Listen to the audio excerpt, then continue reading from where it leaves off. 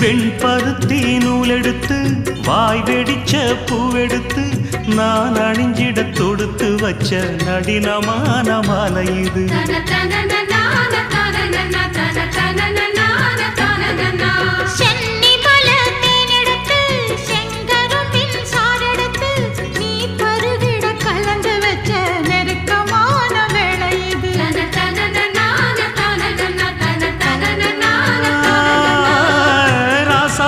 உடம்பிருக்கும் ரவிக்க துணி நானாக அன்னாடம் சூடி கொள்ள ஆசை வச்சாகாதா.